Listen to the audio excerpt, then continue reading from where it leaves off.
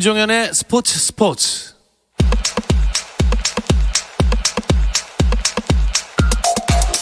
국내 축구 이야기 축구장 가던 길 시작하겠습니다. 함께할 두 분 소개해드릴게요. 류청 축구 전문 기자, 골닷컴의 서우정 기자 나오셨습니다. 안녕하세요. 안녕하세요.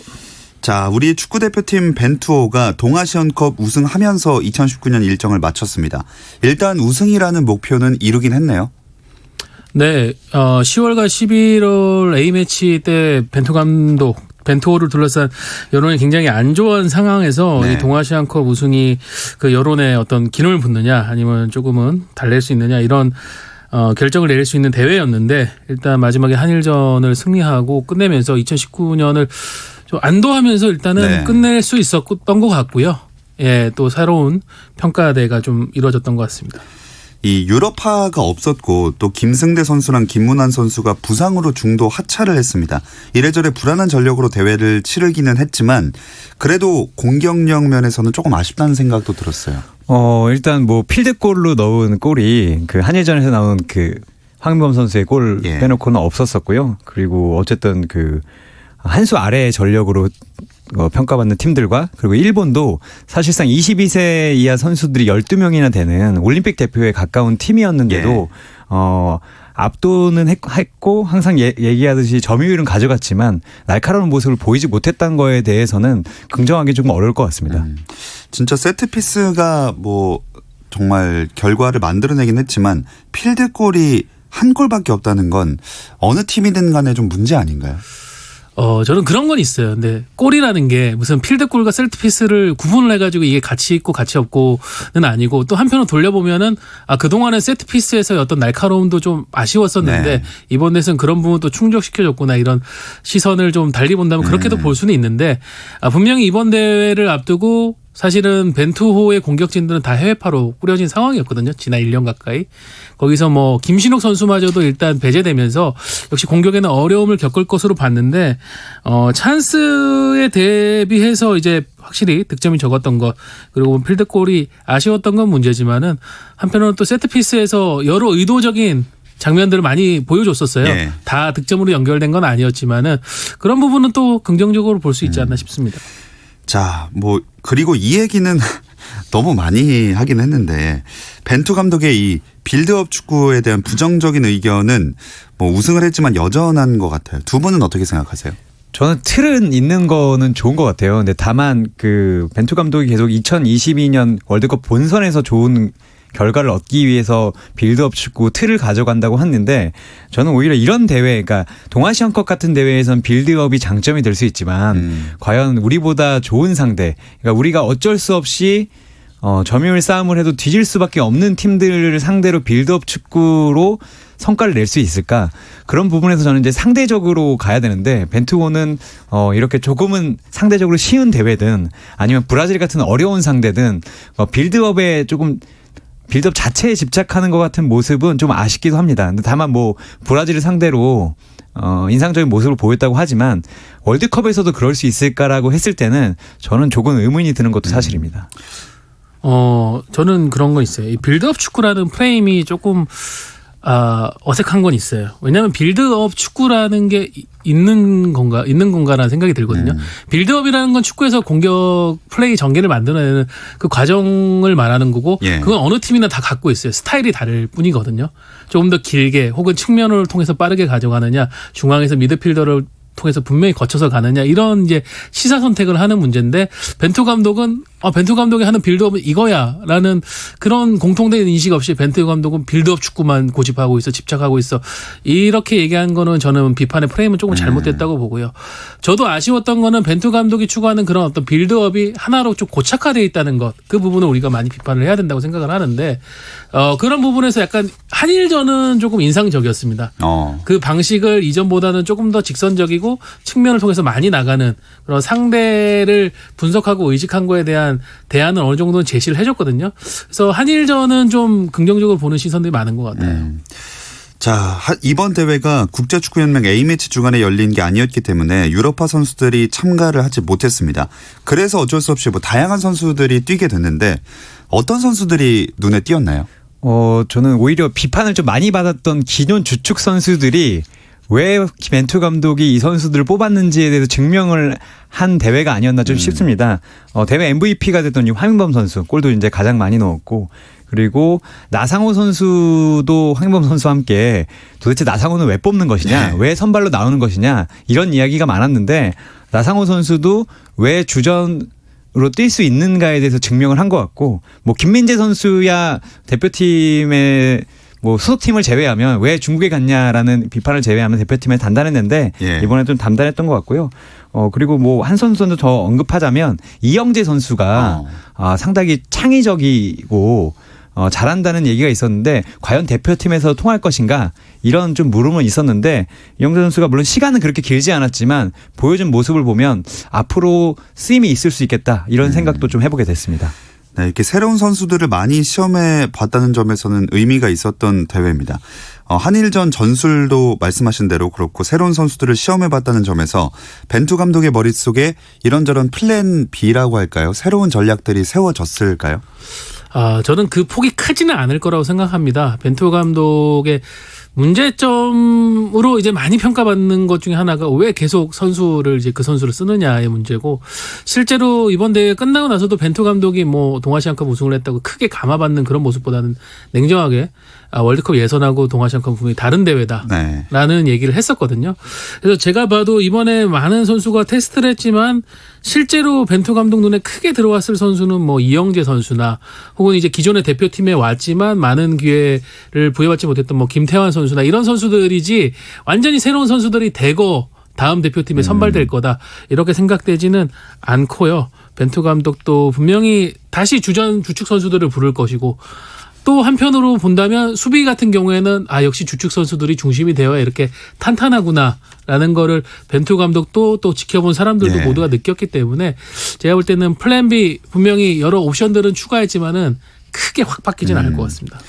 자, 말씀 중에 나와서 그런데 뭐 공격력은 좀 아쉬웠지만 수비는 원래 기존 멤버들이 대부분 나왔기 때문에 수비는 좀 좋은 평가를 받았던 것 같아요. 수비진으로 봤을 때는 A 대표팀 기존 선수들이 다 나왔었고요. 물론 뭐 중앙 수비 조합을 바꾸고 측면 수비도 바꾸긴 했지만 말씀하신 대로 공격이 유럽파가 주축이라면 뭐 또 수비는 아시아에서 동아시아에서 뛰는 선수 주축이기 때문에 매우 또 단단했고요. 뭐 김민재 선수는 최근에 그 이적설까지 나오고 있는데 그 잉글리시 프리미어리그 이적설이 괜히 나오는 게 아니구나. 그리고 뭐 중국으로 가면 실력이 떨어질 것이라는 우려가 있었는데 1년이 지났지만 오히려 더 진보하는 모습을 보이면서 수비에 대해서는 호평이 좀 많았던 것 같습니다. 자, 이렇게 공격은 조금 아쉽고 수비는 좋았다 이런 평가를 거둔 대회였습니다. 근데 제일 아쉬웠던 건 흥행면이 아닐까 싶어요.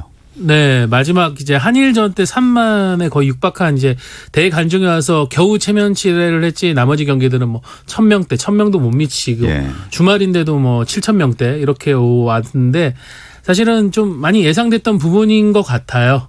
일단 이번 대회에 참가팀들이 대부분 이제 주축 선수들이 다 빠지면서 약간 김이 빠진 감도 있었고 또 이 동아시안컵 E1 챔피언십이라고 하는 대회가 성격이 굉장히 독특한 게 대회 운영이나 행정은 그 나라 축구협회가 맡고 마케팅이나 마케팅 차원은 또 일본에 있는 기업이 맡고 홍보는 지역 축구협회가 또 중심이 되다 보니까 이게 일관된 어떤 구심점이 없이 중구난방으로 해지다 보니까는 결국 나중에 와가지고 관중이 오지 않은 거에 대한 책임이 어디냐 이런 식으로 서로 책임 회피를 좀 많이 했던 것 같거든요.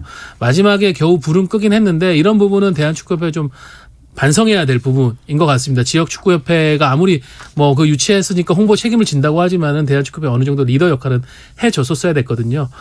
지난 1년 동안 A매치 흥행이 계속 잘 되다 보니까 좋다 얘기만 나왔지 이번 동아시안컵을 통해서 그런 부분은 좀 냉정하게 뒤돌아봐야 되는 거 아닌가 그런 반성점을 남겨둔 것 같습니다. 네, 저도 정말 갑자기 이렇게 관중들이 들지 않은 대회라서 당황을 하긴 했는데 뭐 앞으로는 잘 관리가 돼서 또 좋은 대회로 자리 잡았으면 좋겠습니다.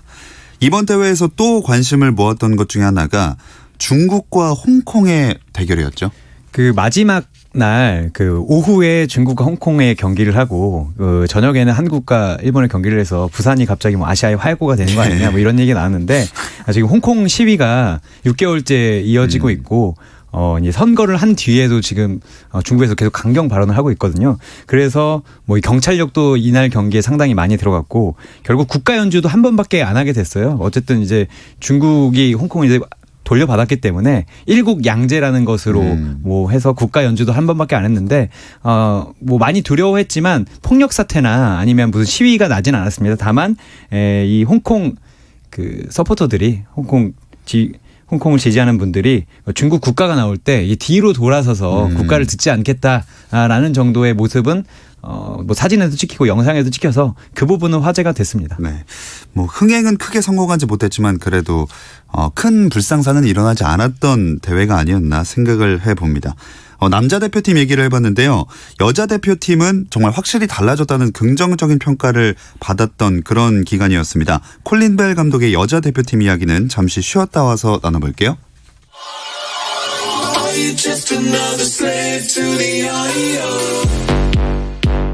국내 유일 스포츠 매거진 라디오 김종현의 스포츠.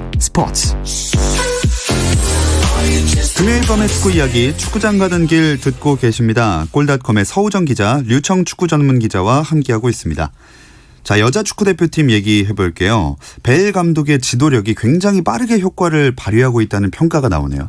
네, 10월 말에 선임이 됐고 11월에 두 차례 이제 선수들을 소집을 해서 체크를 하고 이번 대회에 돌입을 했는데요. 사실은 훈련 기간이 약 한 3주가 채 안 됐습니다. 네. 20일 정도의 짧은 소집이었는데 벨 감독이 취임할 때도 얘기했던 어떤 자신의 축구가 지향하는 부분들, 빠른 전환, 단단한 수비, 경기를 소유하면서 만들어가는 어떤 커뮤니케이션을 통한 경기 이런 것들이 실제 이번 대회 3경기에서 일관되게 보여졌거든요. 그래서 좀 많은 팬들이 긍정적으로 느꼈던 것 같고 특히 이전에 여자 대표팀에서 느끼기 힘들었던 전환 시의 어떤 박진감 이런 부분들이 잘 보여줬다는 거에서 굉장히 긍정적인 평가를 많이 받았습니다. 네, 실제로 피파 랭킹 10위인 일본이랑 또 16위인 중국을 맞아서 대등한 경기를 펼쳤습니다.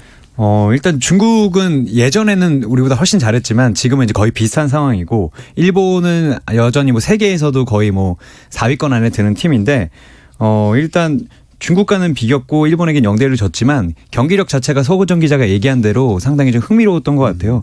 특히 이제 일본과의 경기에서 항상 그 일본 여자 축구도 남자 축구처럼 이제 소유하는 축구를 하고 사실 한국 선수들이 덩치가 좀 더 크고 힘이 좋지만 이거에 전혀 대비하는 모습을 보여주지 못했었어요. 그러니까 많이 뛰는 것으로 수비를 하고 했었는데 이번에는 일본의 진영에서부터 상당히 압박을 해가지고 재미를 좀 봤었고요.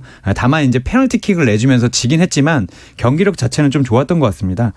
그리고 또 강채림 선수라고 이 선수가 2019 프랑스 여자 월드컵에도 갔었는데 크게 활약은 못했어요. 왜냐하면 이 선수가 이제 주전으로 나올 것이라고 생각을 했었는데 월드컵 때는 이제 베테랑들이 중용을 받았고 콜린 벨 감독이 오자마자 이 선수를 이제 주축 선수로 쓰고 있는데 이 선수가 이제 대만전에서 2골을 넣었거든요. 근데 이 선수가 사실은 이제 빠르고 아까 얘기했던 것처럼 공수 전환도 할 수 있고 벼락 같은 슈팅을 갖췄는데 이런 선수들도 이제 세대 교체까지 된다면 다음에는 좀 더 좋은 모습을 기대해 볼 수 있지 않을까 뭐 그런 생각까지 해봤습니다. 네, 마지막 한일전은 좀 아쉬웠지만 뭐 이 대회가 시작일 뿐이니까요. 올림픽 진출에 대한 희망을 가져봐도 되지 않을까 이런 생각도 해봤습니다. 두 분도 어떻게 그렇게 생각하시나요? 사실 일반적으로 남자 축구라고 하면은 월드컵이 올림픽보다 훨씬 더 비중이 있는 대회인데 여자 축구의 경우에는 올림픽이 월드컵보다 가는 길이 훨씬 험난합니다.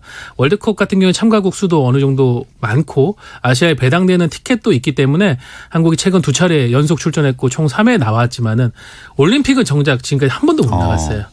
아시아에 배당되는 티켓 수가 2장. 혹은 뭐 이번 대회가 2장 혹은 2.5장 정도다 보니까 경쟁의 문이 훨씬 더 좁고 항상 고배를 마시다 보니까는 한국 여자축구가 정말 아시아에서의 경쟁력이 있다. 세계로 가는 어떤 문을 뚫었다라는 평가, 진정한 평가는 올림픽에 가야 되는 거 아니냐. 이런 평가를 많이 받고 있거든요. 이제 이번 대회 예선이 2월에 시작됩니다. 한국 같은 경우는 제주에서 이제 조별 예선을 치르고 3월에 이제 각 팀 수위 2팀이 올라가서 펼쳐지는 총 4팀이 치르는 플레이오프를 치르게 되는데 이번 대회도 결국 2팀만 나가게 되거든요. 일본은 개최국 자격이기 때문에 먼저 나가 있지만은 중국, 북한, 한국, 호주 이 네 팀이 두 장을 놓고 그야말로 혈전을 치르게 될 텐데 여기서 다시 한번 어떤 벨 감독 취임 후 변화된 경쟁력을 확인할 수 있을 것 같습니다. 류청 기자님은 갈 수 있을 거라고 보시나요? 아, 정말 더 어려운 것 같습니다. 왜냐하면 그 북한, 호주, 중국 이런 팀들이 세계 16강에 들 수 있을 정도로 강한 팀이에요. 그래서 서호준 기자 얘기했듯이 두 장밖에 안 되기 때문에 예. 이게 사실상 4강에 올라가서 한 번만 지면 사실상 탈락이거든요. 그런 걸 봤을 때 쉽진 않은데 다만 이번 대회에서 어쨌든 지난 뭐 월드컵과는 매우 다른 기간 차이는 얼마 안 되는 매우 다른 경기 모습을 보여줬고 콜빈 감독이 어쨌든 일본을 상대로 좋은 모습을 보여줬기 때문에 이런 모습을 한 달이라는 기간 동안에 조금 더 가다듬는다면 가능성이 아주 없는 건 아닌 것 같습니다. 네, 그래도 여태까지 중에서는 가장 좀 가망이 보이는 올림픽이 아닌가 생각이 듭니다. 근데 콜린 벨 감독이 이 그라운드 안팎에서 모습이 좀 다르다는 얘기가 있던데요. 저는 콜린 감독이 이 한국말을 엄청 열심히 해서 네. 자신이 이제 그라운드 안에서는 라이언이라고 했을 때 벌써 이제 한국의 캐릭터까지 성립했나라고 했더니 그게 이제 사자 라이언이었더라고요. 네. 그리고 이제 이게 그라운드 밖에서는 젠틀맨이라고 하는데 네, 그라운드에서 그 캐릭터면은 너무 카리스마가 없는 거 아닙니까? 그래서 저는 이제 둘 다 이렇게 둥글둥글한가 했더니 사실은 콜린 벨 감독이 선수들의 이야기를 빌어서 보면 감정 표현을 확실하게 한다고 합니다. 그러니까 오히려 무조건 감싸주는 게 아니라 화가 나면 화를 내는데 아주 짧게 나는 이런 부분에서 화가 났다라고 한다면 그 뒤에는 또 감정을 상당히 잘 추슬러주고 잘한 것들을 하면서 여자 선수들을 잘 다독이는데 장슬기 선수가 아무래도 콜린 벨 감독이 여자 팀에서 오래 있었고 성과도 냈기 때문에 여자 선수들을 다룰 줄 아는 것 같다라는 인터뷰를 했고요. 또 이제 밖에서는 선수들과 이제 장난도 많이 치고 전에는 무슨 갑자기 운전면허 얘기와 주유소 얘기를 하면서 네. 원래 주유소 가까이 갔을 때 가장 차가 힘들다. 하지만 주유소에 다다르면 마음이 편해지지 않냐. 다만 힘들면 와서 이제 나랑 스킨십을 하고 가도 된다. 이럴 정도로 선수들을 잘 다독이고 조금은 어눌한 한국어로 발음을 여러 가지로 하면서 즐거움도 주고 있는 것 같습니다. 아무래도 최근에 축구에서 감독의 커뮤니케이션 능력이 굉장히 중요한 것 같아요. 네. 특히 국내뿐만이 아니라 유럽에서도 이런 세대가 바뀌면서 젊고 SNS를 적극적으로 활용하고 자기 생각을 거리낌 없이 표현하는 선수들과의 마찰 문제 때문에 지금은 이제 토트넘에 가 있는 무리뉴 감독도 맨유 시절에 굉장히 어려움을 맞아요. 겪었었잖아요. 이 콜린 벨 감독을 보면 생각나는 감독이 클롭 감독이에요. 클롭 감독이 커뮤니케이션 굉장히 능수능란하고 네. 어떤 때는 뜨겁게 어떤 때는 유머러스하게 이걸 잘하는데 공교롭게 또 벨 감독이 과거에 클롭 감독과 같이 마인츠에서 생활을 했던 적이 있거든요. 지도자로서. 그런 부분에서 본인도 그 취임 당시에 그런 클롭 감독의 모습을 많이 배웠다고 했고 실질적으로도 굉장히 선수들을 편하게 만들고 훈련할 때 경기할 때의 집중력을 극도로 끌어올리는 그런 좀 프로페셔널한 마인드를 보여주는 부분이 여자 축구 대표팀에 지금 새로운 동기부여를 불어넣어준 것 같아요. 그것이 경기력까지 지금 이어진 것 같습니다. 네, 클롭 감독이 잉글랜드 리버풀에서 지금 1위 독주를 하고 있는데 우리 여자 대표팀도 뭔가 그만큼의 성과가 났으면 좋겠습니다. 자, 이렇게 2019년 대표팀 경기 일정은 막을 내렸고요. 다음은 김학범호 차례죠. 네, 일단 김학권 감독이 지금 올림픽 대표팀 선수들과 함께 이제 강릉에서 전지훈련 했고 이제 거의 마무리 단계고요. 내년 1월에 2020 도쿄올림픽 최종 예선을 겸해 열리는 2020 아시아 축구연맹 23세 이하 챔피언십에 나가요. 근데 여기서는 일본을 제외하고 이제 3장을 받기 때문에 최소 4강에는 진출을 해야 되는데 조별리그에서 우즈베키스탄, 중국, 이란과 함께 이제 C조에 들어갔는데 이게 상당히 힘든 조합이라서 네. 이 죽음의 조를 넘으면 위는 크게 열리지만 이 죽음의 조를 넘기까지가 사실 쉽지는 않아 보입니다. 자, 항상 어려웠던 이란 그리고 또 중국, 우즈베키스탄. 이거 도쿄 가기 쉽지 않겠는데요. 하지만 또 우리 스스로도 를 저평가할 필요는 없을 것 같아요. 분명히 이 세대에서 우즈베키스탄 굉장히 강력한 팀이고 지난 대회에서 우리가 고전을 했었고요. 하지만 중국, 이란은 또 23세 이하 레벨에서 최근에 뭐 아시안 게임이나 이런 대회, 그 이전의 대회에서 분명히 이겨본 팀들입니다.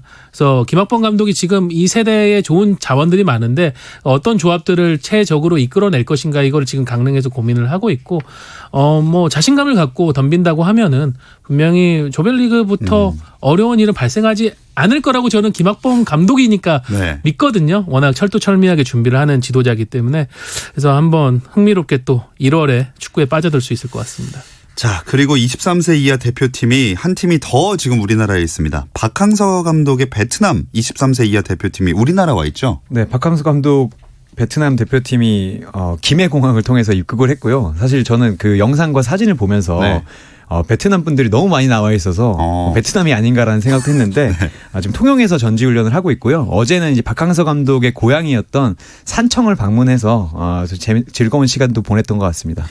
아니 근데 그 내년 도쿄올림픽도 그 더운 여름에 펼쳐지고 베트남도 더운 나라인데 왜 갑자기 이렇게 지금 추운 시절에 우리나라를 온 거예요? 일단은 박항서 감독이 이번 약 열흘 정도의 전지훈련의 가장 큰 목적을 휴식과 회복에 맞추고 있어요. 왜냐하면 베트남 23세 이하 대표팀은 이곳에 오기 전에 이제 필리핀에서 열렸던 동남아시안 게임에서 격전을 좀 치르고 왔거든요.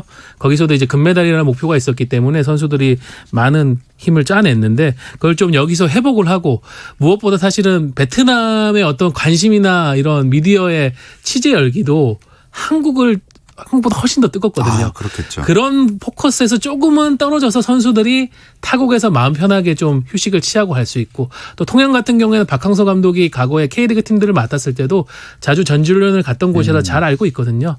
뭐 추운 날씨라고는 하지만 통영 같은 경우에는 겨울에 약 10도씨 내외입니다. 그 정도 추위라면 베트남 선수들도 크게 어려움이 없다. 이런 판단 때문에 통영에 와서 지금 시간을 보내고 있습니다. 네, 우리 대표팀이나 베트남 대표팀이나 꼭 선전했으면 좋겠습니다. K리그 얘기를 해볼게요. K리그는 완전히 휴식기 들어간 거죠? 네, 일단 뭐 선수들과 선수단은 완전히 휴식기에 들어갔고요. 다만 이제 프런트와 감독과 그리고 이제 제일 선수 바쁘죠. 관련 예. 이런 보직을 맡고 있는 분들은 이 겨울이 더 뜨겁고 더 바쁘고 지금 이 시간에도 아마 전화를 돌리고 있지 않을까 그렇게 생각합니다. 네, 선수들 영입 방출이 이제 슬슬 시작될 때가 된 것 같은데요. 뭐 많은 선수들이 움직이고 또 새로운 팀을 찾고 하는 시기인데 이제 각 팀 팬들은 그걸 목말라 하죠. 언젠가부터 오피셜이라는 단어. 과로 오피셜 과로. 예, 굉장히 목말라하고 선수 영입을 했다는 발표를 기다리고 있는데 지금은 약간 많은 수면 아래에서 밑작업들이 이루어지고 있는 것 같고요. 한 다음 주 정도부터 이제 본격적으로 그런 발표들이 나오지 않을까 싶습니다.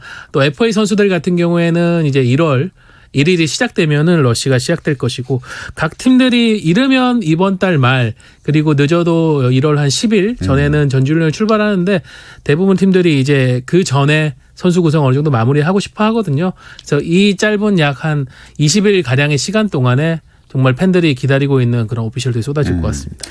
자, 또 새로운 또 많은 팬들을 설레게 하는 오피셜 기대해 보겠습니다. 그리고 대한축구협회가 주관하는 2019 KFA 시상식도 있었네요. 네, 어제인 이 19일에 열렸는데요. 손흥민 선수가 올해 남자 선수상을 받았고 지소연 선수가 올해 여자 선수상을 받았는데 손흥민 선수는 64명의 투표자 가운데 이게 1, 2, 3위를 선정하는 방식이거든요. 예. 57명에게 1위 표를 받으면서 60 몇 명 중에 64명 중에 57명에게 1위를 받았고요.